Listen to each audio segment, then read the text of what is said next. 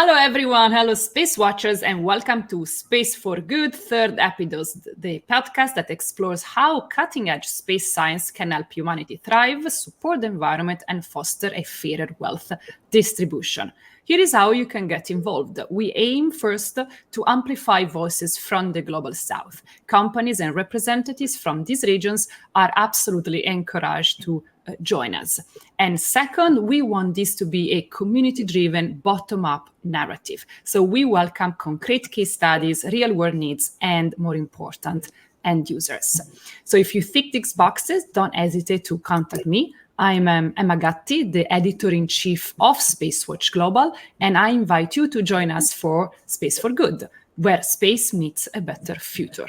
And joining us today to speak about this better future that we can envision with space, here with us we having Abhay Mittal, the founder and CEO of Aetosky, formerly known as SkyMap Global. So Aetosky builds software that empowers organizations to harness their geospatial and location-based data, decisions, and operations at scale. Abhay, welcome. How are you doing? Thank you so much, Emma. I'm doing good, and I'm glad that we're having this conversation on space, because space has become an economy now, and definitely it has a lot of impact on the environment and the planet that we live.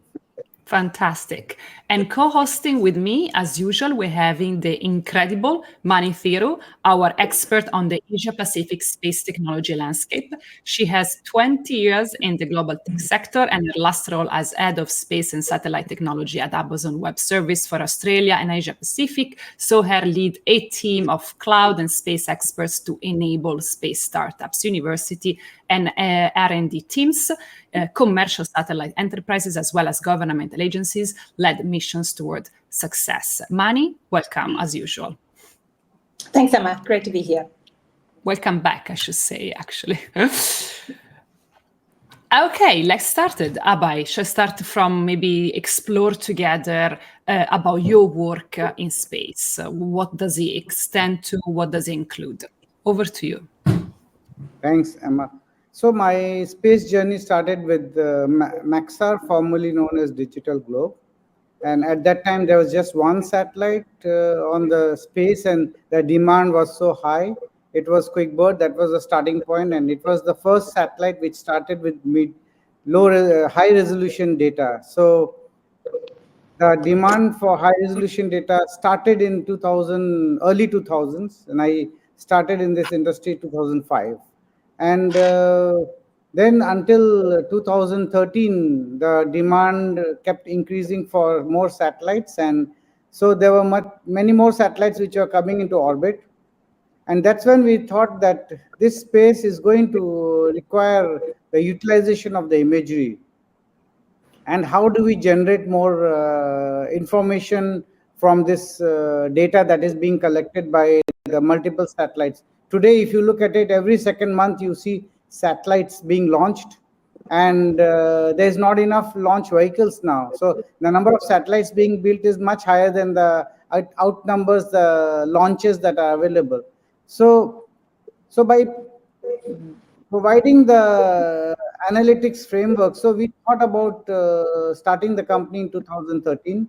And we realized that just providing satellite images won't be enough for the company to survive in the next few years. That's when we started our journey to build the analytics platform. And we focused on building the platform because you won't find people doing this kind of analysis without the help of data scientists and without the help of remote sensing experts. So we needed to build a technology where this kind of work can be automated and people can learn more about the planet and about the dynamics of the planet without having to go and wait for the data which was being analyzed by the scientists. So that's when my journey in space began 20 years back. And then today we are, and here in this standing and looking at the time which went by with one satellite in orbit, and today we have hundreds of satellites, and still the data is not enough. Thank you very much. So obviously this is the shift that we have been observing. Mani and I, we've been discussing about this several times, the shifting in the market from data provider to intelligence provider, right, Mani?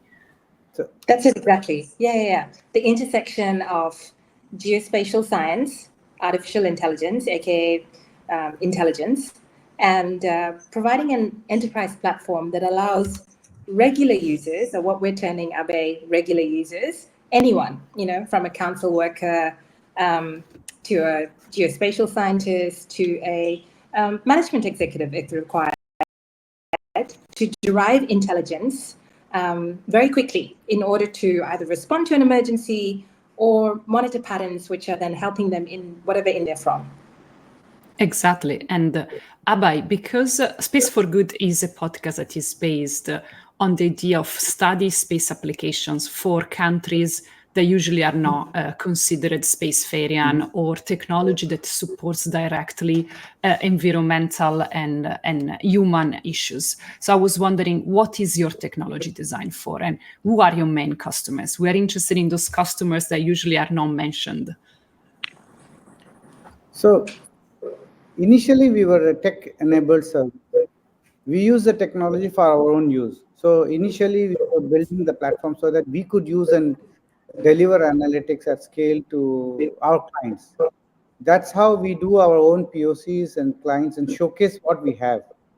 A lot of companies will, talk about the technology and have it on the website, but when you actually go and try it out, it doesn't work, or it doesn't give you the required outputs that you want to use. So what we do is we use it, we make sure it is well implemented internally, and we are able to deliver results to clients. And that's what we start with. A lot of our clients actually start with asking for analytics so that they are convinced internally with their teams that yes, this actually works. So we have seen that in several cases in customers like Singapore government and the national parks. They initially wanted to understand the remote sensing service that we can provide. We did work with them, handhold them for about 6 months with some field testing and improved the AI models and made sure that the results are optimal. And then that's when the whole process was automated and they can continue using for their own usage. After that, they wanted to implement this technology in house so that they can utilize it independently, because the data is important for most of the customers. Similar case we found it in Bahrain with Bahrain government. They had a press release also.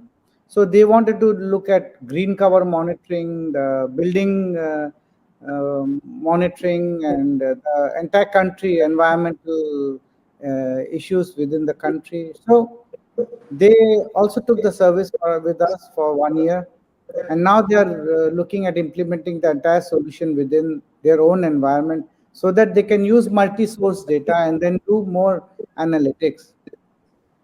So the what we are actually also spending time with our customers is a framework that we have implemented and we have thought internally, DIKW framework, which is called data, information, knowledge, and wisdom. So it has moved from data and information to knowledge, and that's where we are moving one step ahead of information. A lot of people are providing information as a service, but information is not enough. We need to know exactly why something is green, and then what is it is making it green, and what do you need to provide the nutrients or any other kind of for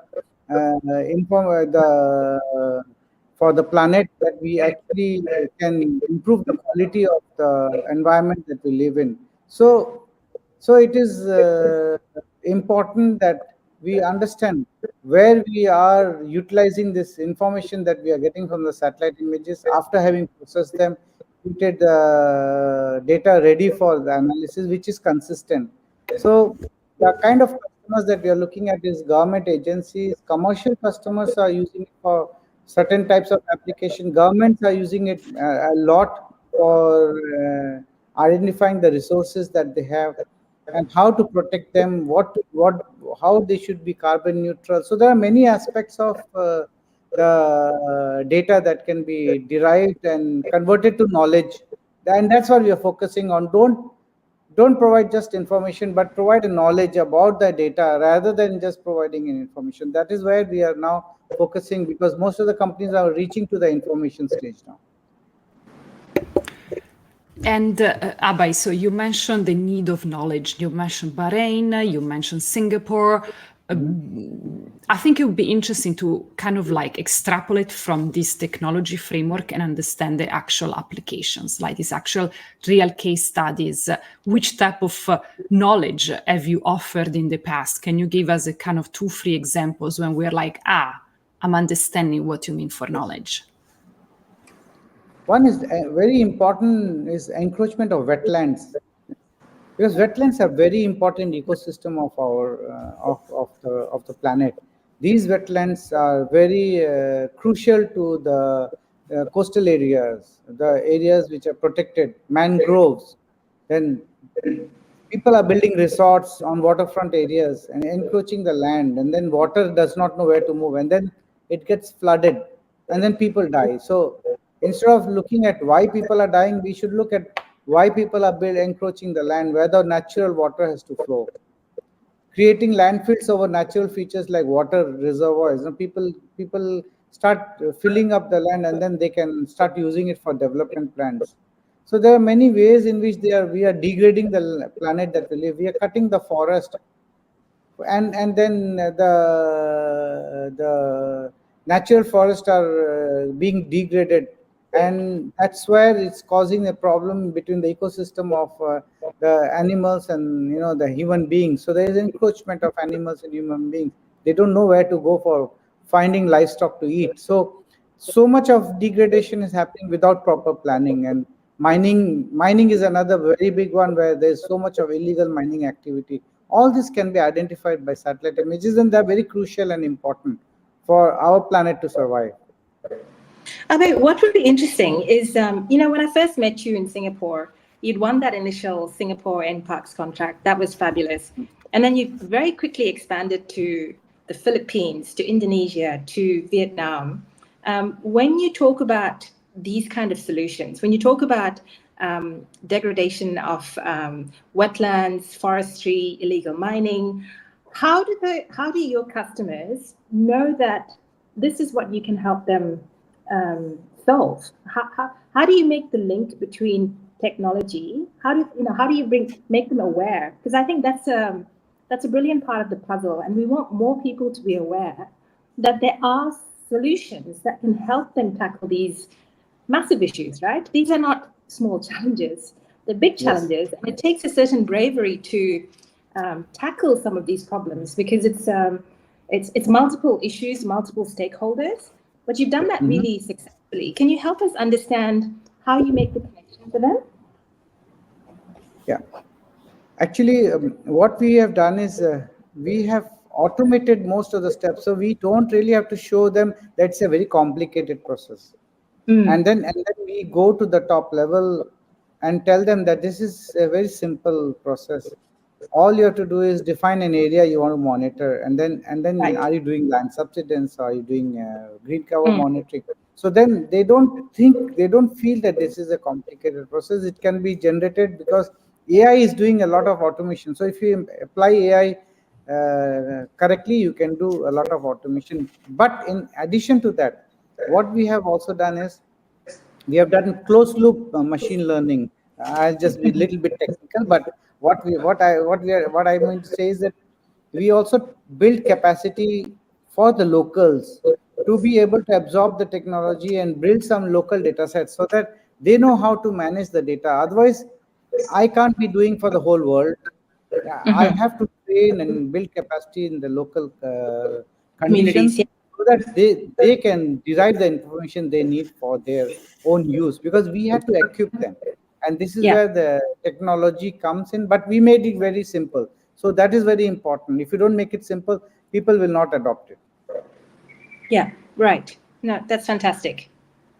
And I think, Abhay, you say something very interesting, Manu, that really resonated with me. Like, so much degradation today occurs without planning, which highlights something very interesting of space intelligence. They can put us in front of the consequences of our projects before they happen. So we know the price of our environmental impact, because let's never forget, even nature has an impact, especially nature. Nature has a price. So if we completely destroy forest, we're going to pay for that sooner or later. So We're already paying. we are already paying for that. And having an intelligence that is able to put a price tag on the impact of your degradation on the long term, because this is something humans don't perceive, the long term, that maybe you're not going to pay for today, but you might pay in 50 years' time. It's a really powerful tool. And by speaking of degradation, and the complex relationship between space technology and human development, one of the major applications of space technology is for agriculture, because it makes it more efficient, it makes it more productive. Are you involved with this type of application? Can you give us a couple of interesting case studies in the Global South where you've been working? Yeah, actually, we have been working on the agriculture front, and one is the farmer who's actually on the ground.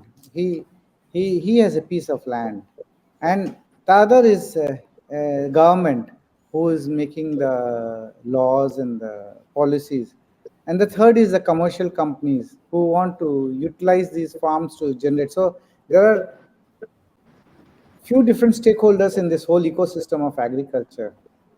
And of course there is also insurance companies who are involved in the payout, and then everyone have their own interest.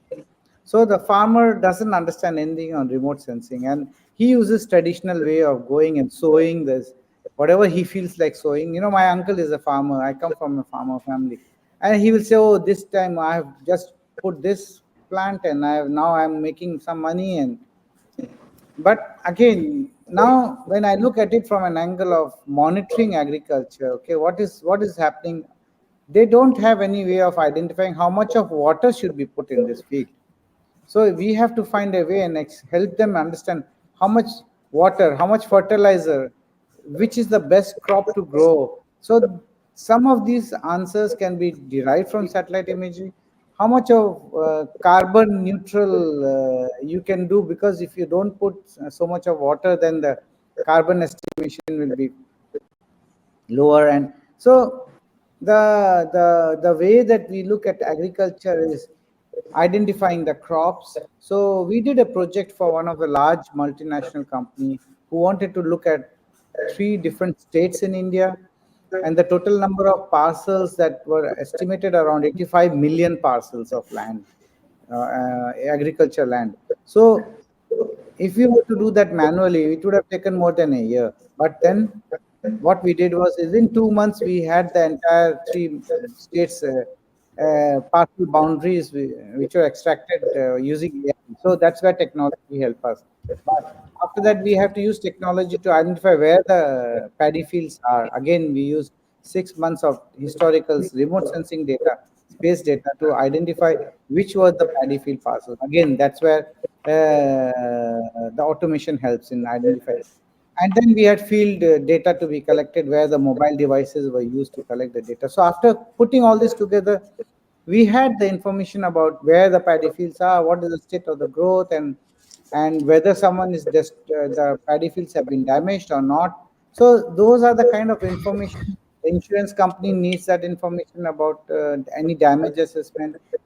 The farmer needs information about some of the advisory services that can be provided. The commercial companies need information where the paddy field is growing, so that if they want to buy that for commercial purpose, they can do that. The government needs to make sure that the subsidies given on fertilizers are enough for the farmers. So these kind of data which remote sensing can provide still needs to be implemented for large areas. In another case, we are working with the Sugar Regulatory Authority in Philippines, where they decide how much fertilizer is being used, so that they don't put too much fertilizer in a field which requires less fertilizer. So it is better for the crops that are being grown there for the sugar, basically. So many ways, many different applications, many different technique to identify. So if we can do a good job, I think we can help the farmers and we can improve the yield, we can improve the quality of agriculture production, and we can improve the food that we eat, because at the end of the day, the food is most important aspect of the whole agriculture process. Today, if we don't have enough yield, we will be short of grains. We all have to import. That's what is happening in the case of some of the activities that are degrading the process of agriculture in countries like Ukraine, which is a very big wheat producer in the world. So, I think human beings still need a lot of support from Support. the world in order to be able to provide to the farmers. The farmers are also very important part of the ecosystem. Let me chime in on that, Abhay, if you don't mind, Emma. One of the key sustainable development goals with the United Nations is, of course, to eliminate hunger through agriculture. And in Asia Pacific, the 85 million that Abhay is describing, Emma, in Asia Pacific, more than half of the labor force is concentrated in agriculture.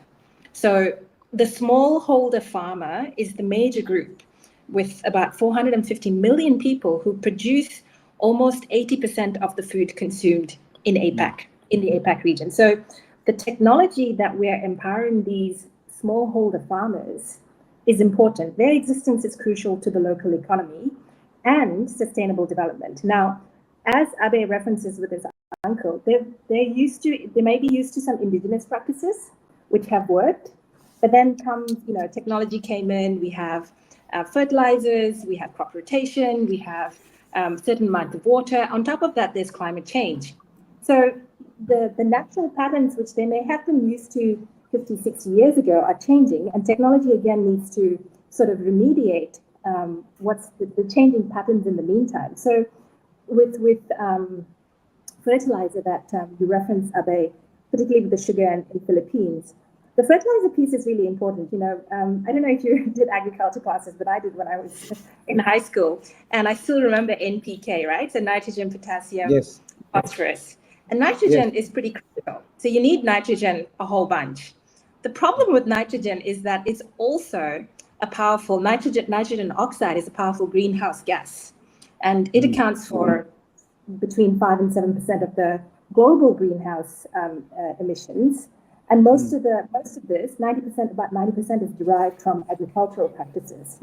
So the efficient application of nitrogen is a critical thing, not just for the crops, for the crop yields for the farmer, but also for the environment as a whole, as part of making sure that we're checking climate change. So lots of important things that Abhay raised in terms of application, but there's macro implications for some of the small things that he's managed to do with these farmers across India, Vietnam, Philippines, Bahrain.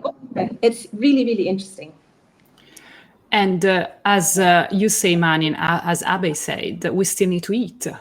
So the concept of yield from the crop still makes ancient but perfectly solid point to sell, because in a sort of way we are speaking about food, which is our main source of food and energy. Food, energy, and water. These are the three variables in the end. Abhay, speaking about fundamental needs, speaking about agriculture, speaking about what Mani say, also global views. The last question is always the same for us, is we can go to Mars, and yet what is the problem on Earth that we have not resolved yet and we should focus on, in your opinion? In my opinion, one of the critical problems to solve on Earth is water resources. I feel that water resources is a very important resource. I was just talking this morning to one of the consultants in Saudi Arabia, and he was asking me, can you define how much of water I need to put in my agriculture areas, because they are from the irrigation department, and where the water scarcity is very Saudi Arabia has the water, is less water there. So yes, so they have to optimize, and that is something that everywhere in the world, because the cities are growing, people are growing, the demand is growing, and as we live in more condominiums and houses, we have 24 hours water supply and there is no rationing of water. How do we save this very important resource? Because without water, human beings can't survive.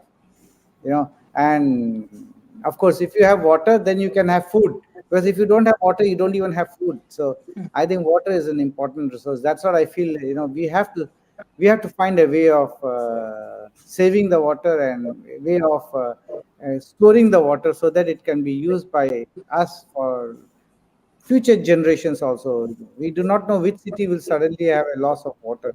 So that's from my side something that we should be really important in managing the watersheds and managing the groundwater, managing the recharge, all this. Yeah.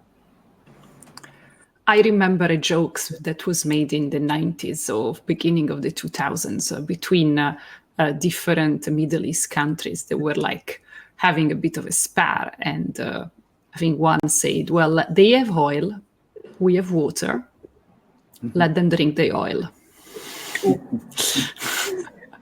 Wasn't me, obviously. I think they are doing a lot because they are looking at ways of utilizing the technology. I think Middle East is adopting AI technology very fast. That's very good news. They are adopting technology, and so definitely they will have many ways of managing the resources that they have, and it's a good positive sign for the global world. Fantastic. Mani, anything to add to Abhay last words?